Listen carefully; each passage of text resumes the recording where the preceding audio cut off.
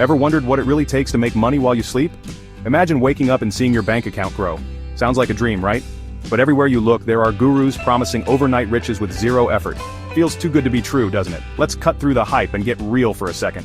In this video, I'm ranking 15 of the most popular passive income streams, from the safest bets to the wildest opportunities.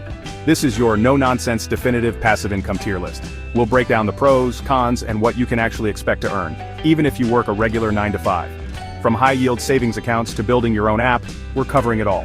This is for the working professional who wants real financial freedom, not just empty promises. If you're ready to build sustainable passive income, you're in the right place. We've got 15 income sources to rank, so let's get started. Here comes our first contender. Let's dive in. High-yield savings accounts, or high SAs, come in at the bottom of our list in terms of risk and reward. This isn't going to make you rich, but it serves a critical purpose, the bedrock of your financial plan. High SAs offer much higher interest rates than traditional savings accounts. It's the safest place to park your cash, insured up to $250,000 per deposit or per institution. The biggest pro is the safety, guaranteed by the federal government. It's the non-negotiable first step for anyone serious about their finances. The major downside is the low return. It's a cash management tool for money you need liquid and accessible. Using it for anything else is a missed opportunity for growth. YSAs are a D-tier passive income source, essential for capital preservation, not wealth generation. Next up on our tier list, we have cashback and rewards credit cards. This is another one of those methods that I would classify as foundational finance rather than a high-powered income stream. The concept is incredibly simple. You use a specific credit card for your everyday purchases, groceries, gas, bills, you name it, and the credit card company gives you a small percentage of that spending back as a reward. This can come in the form of straight cash, travel points, or gift cards. It's probably the easiest form of passive income to generate because you're not changing your behavior, you're just getting paid for spending you were going to do anyway. The biggest advantage here is the sheer effortlessness of it all. Once you have the right card and set it as your default payment method, you're done. The rewards accumulate automatically in the background with every single swipe or tap. There's no inventory to manage, no customers to deal with, and no content to create. If you pay your bill in full every single month, and this is a huge if that we need to emphasize, it's literally free money. For someone who is financially responsible, it's a no-brainer. You can easily earn a few $100s a year just by optimizing which card you use for which spending category. However, this method comes with a massive, flashing, red light warning sign interest charges. The entire cashback model is a trap if you carry a balance from one month to the next. The average credit card interest rate is well over 20%, which will instantly wipe out any rewards you've earned and then some. This passive income stream can very quickly become a passive debt stream if you're not disciplined. Furthermore, the earning potential is inherently capped by your spending. You can't earn more than a small percentage of what you spend, so unless you have a massive budget, this will never be a life-changing amount of money. Because of this, cashback and rewards credit cards also fall squarely into the D tier on our passive income list. It's slightly better than an HISA because it's more active in a sense and you can optimize it, but the ceiling is incredibly low, and the risk of debt is very real for those who aren't careful. It's a smart financial habit, not a wealth-building strategy. You should absolutely be doing it, just like you should have an HISA. But let's be realistic, it's not going to replace your day job. It's a small optimization that adds up over time, but it's still playing in the minor leagues of passive income. Let's discuss certificates of deposit, or CDs. You lock your money for a set time in exchange for a slightly better interest rate. Terms range from months to years, with a fixed interest rate for the term. Predictability is the key benefit. Your return is guaranteed and the FDIC insures it. CDs suit risk-averse savers with specific goals. However, this predictability comes at the cost of liquidity. Early withdrawals incur penalties, potentially forfeiting interest or even principal. You trade flexibility for a slightly higher return. Returns are modest, and the lack of liquidity is a drawback. It's a safe but slow path to financial freedom. Let's talk about peer-to-peer lending, or P2P lending. Imagine you could cut out the big bank middleman entirely. That's the core idea behind P2P lending platforms like Lending Club or Prosper. The borrowers get their loan and you, the investor, get to earn interest on your money. The big draw here is the potential for much higher returns. This allows you to spread your investment across hundreds of different loans, which is a crucial strategy to diversify and mitigate your risk. But with higher potential reward comes significantly higher risk. Your investment in P2P lending is not FDIC insured. If a borrower defaults, you could lose your entire investment in that specific loan. You need to spread your money across a huge number of them so that a few defaults don't wipe out all of your earnings. It sits in a very speculative and volatile part of the passive income landscape for most people. Alright, let's shift gears completely and move away from traditional finance into the world of e-commerce with our next passive income idea, print on demand. This is an absolutely fascinating business model for anyone with a creative spark, but without the capital or space to hold inventory. Here's how it works. You come up with cool designs for things like t-shirts, mugs, phone cases, or posters. You then upload these designs to a print-on-demand service like Printful, Printify, or Merch by Amazon. These companies handle literally everything else. They integrate with your online store on platforms like Etsy or Shopify. And when a customer places an order, the company prints your design, packages it up, and ships it directly to the customer. The beauty of this model is the incredibly low barrier to entry. You don't need to buy 1,000 t-shirts up front and hope they sell. You don't need a warehouse or spend evenings packing boxes. Your only real upfront investment is the time to create designs. This completely removes the financial risk of traditional retail.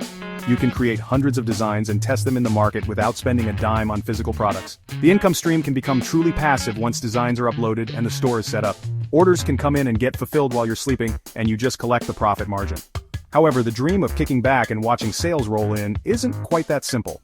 While the barrier to entry is low, the market is incredibly, and I mean incredibly saturated. Everyone and their dog has a print-on-demand shop. You're competing with millions of other designs, so creating something cool isn't enough. You have to master finding untapped niches, understand keyword research and SEO, and potentially run paid ads. Your design might be a masterpiece, but if no one sees it, it won't make you money. The passive part only comes after tons of active upfront work. Your success hinges on your ability to stand out in a sea of competition. It's less about being a good designer and more about being a good marketer. The profit margins are also quite thin. After platform cuts and print-on-demand service fees, you might only have a few dollars profit per sale. You need very high volume to generate significant income. So while it's a fantastic low-risk way to dip your toes into e-commerce, it's far from a guaranteed path to riches. It's a volume game requiring initial hustle, placing it in a very specific, effort-heavy category on the passive income tier list.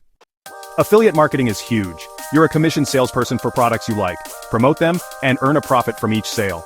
You don't handle inventory or customer service. You connect customers to products. The entire model hinges on an audience. Build your audience through YouTube, a blog, or social media. Provide value and build a community. Creating content takes time, effort, and consistency. Old content can generate sales years later.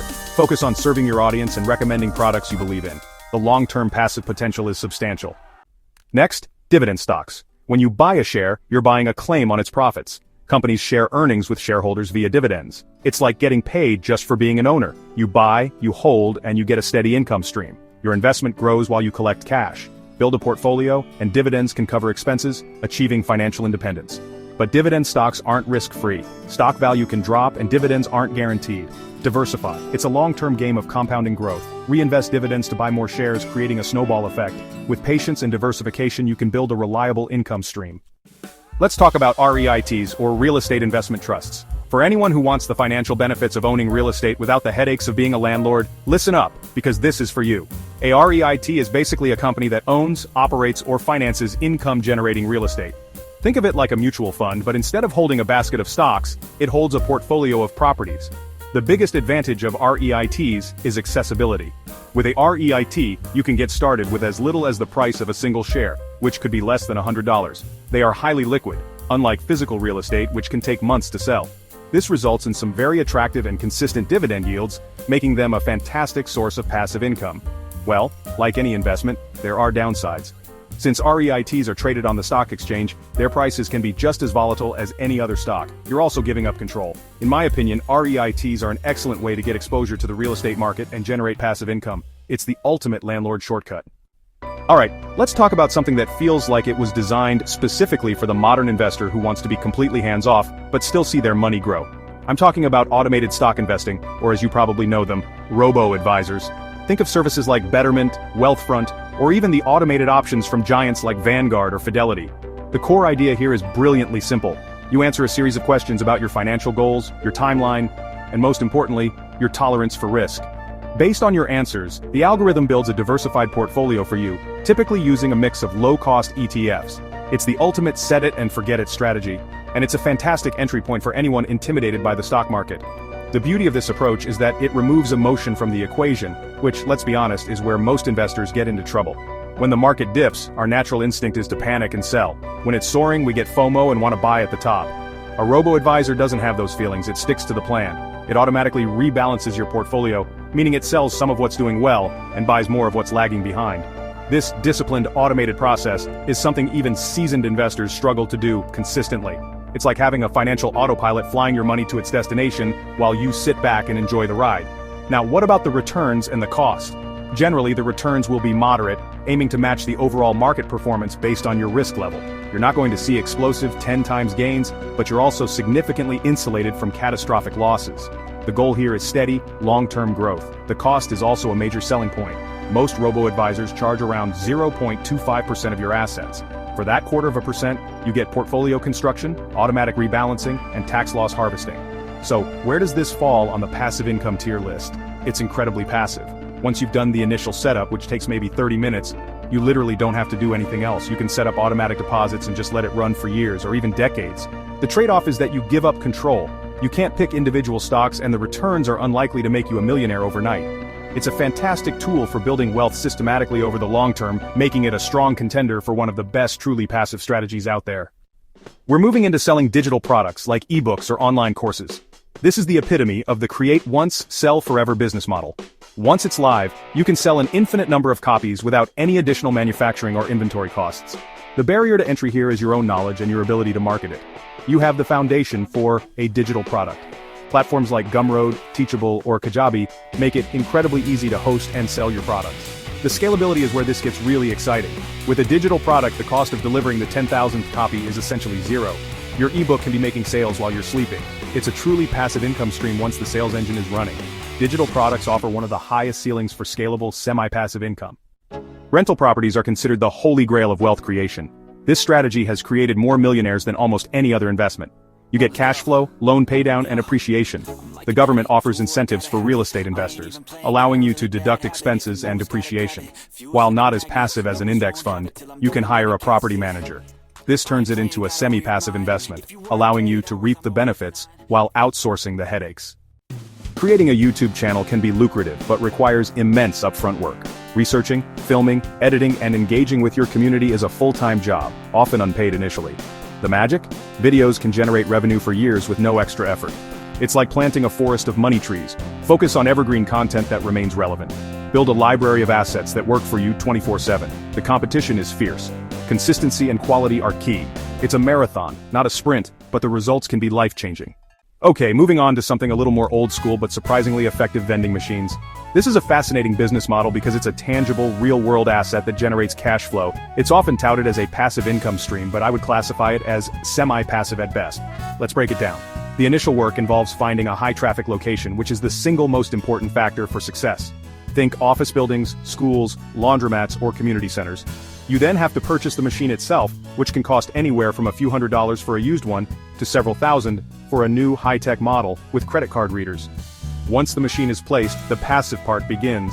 But it's not a set-it-and-forget-it situation. You are the one responsible for restocking the products. This means you have to purchase inventory, track what sells and what doesn't, and then physically go to the machine to refill it. Depending on how busy the location is, this could be a weekly or bi-weekly task.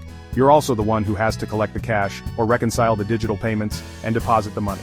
It's a real business with real logistics, so while you're not trading hours for dollars in the traditional sense, it still requires ongoing effort to keep the cash flowing. The beauty of the vending machine business is its simplicity and scalability. You're not dealing with complex marketing funnels or changing algorithms. It's a straightforward transaction. People want a snack or a drink, and your machine provides it. The profit margins on individual items can be quite high, often over 50%. Once you have one profitable machine, you can use the cash flow from that machine to buy a second one, and then a third, and so on. You can build a small empire of machines across your city, and at that point, you could even hire someone to do the restocking for you, making it truly passive. However, there are downsides to consider. Machines can break down, requiring maintenance and repairs. Products can expire if they don't sell quickly enough. You might have to deal with vandalism or theft, and your success is heavily dependent on securing that prime location, which might even require you to pay a commission or a percentage of your sales to the property owner. It's a great entry point into business ownership with predictable cash flow, but it requires more hands-on work than people think. It's a solid B-tier option for those who don't mind a little bit of physical work for their passive income. Let's explore licensing creative work like photography or music for passive income. Uploading high-quality images to stock photo websites allows you to earn royalties every time someone uses your photo. The more in-demand photos you upload, the higher your passive income potential. Musicians can license tracks on platforms like Audio Jungle for use in videos and podcasts. However, the market is saturated, and payouts can be small. A massive portfolio catering to popular trends is needed to make significant income. It's a solid B tier, excellent passive qualities but modest earning potential for the average creator. Creating an app or software is arguably the holy grail of passive income, with nearly unlimited scalability. Some of the wealthiest people built their fortunes on software or apps. It's a digital asset that can be sold infinitely with almost zero marginal cost. The income potential is limitless. If you create a useful SaaS product, you can charge a monthly subscription fee, creating recurring revenue. The upfront investment is significant, but the potential return is astronomical. It's high risk and immense difficulty, but with unparalleled scalability and sky-high earning potential, it's firmly in the S tier. So there you have it, a breakdown of 15 different passive income streams. As you can see, the term passive income covers a huge range of strategies, each with its own unique profile of risk, reward, and upfront effort. The right choice for you depends entirely on your personal financial situation, your goals, and the amount of time or capital you're willing to invest upfront. The key is to stop just thinking about it and to start doing. Pick one method that resonates with you, do your research, and take that first small step. Let me know down in the comments which of these passive income streams you're currently using. What have your experiences been? If you got any value out of this video and want to see more data-driven content, please do me a huge favor and smash that like button for the YouTube algorithm. And of course, make sure you subscribe and hit that notification bell so you don't miss any future videos. Thanks again for watching, and I'll see you in the next one.